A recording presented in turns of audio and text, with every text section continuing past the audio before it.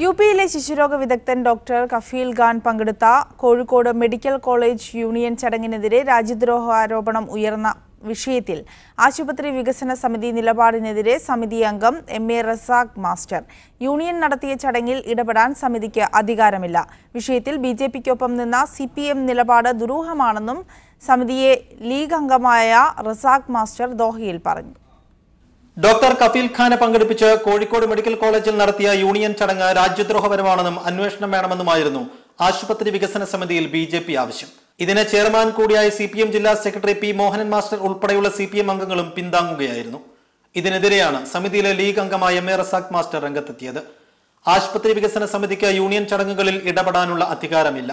Welfare ആണ് ആശുപത്രി വികസന സമിതിയുടെ പോർട്ട്ഫോളിയോ. HDSന്റെ പരിധിയിൽ വരാത്ത ഒരു കാര്യം, ഇല്ലാത്ത ഒരു കാര്യം ചർച്ച ചെയ്ത് തീരുമാനമുണ്ടാക്കി അതിന് മറ്റ് രാഷ്ട്രീയ പാർട്ടികൾ പിന്തുണ നൽകി എന്നുള്ളത് ദുരൂഹവും പ്രതിഷേധാർഹവുമാണ്. വർഗീയ ലക്ഷ്യം വെച്ച് ബിജെപി നടത്തിയ നീക്കത്തിന് സിപിഎം കൂട്ടുനിന്നത് ദുരൂഹമാണ്.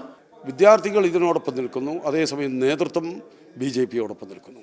കഫീൽ ഖാനെതിരായ ആരോപണത്തിൽ കോടതി തന്നെ അദ്ദേഹത്തെ കുറ്റവിമുക്തനാക്കിയതാണ്. കോടതി കാണാത്ത എന്ത് രാജ്യദ്രോഹമാണ് ബിജെപി കാണുന്നതെന്നും അദ്ദേഹം ചോദിച്ചു. PC Saifuddin, media 1, Doha.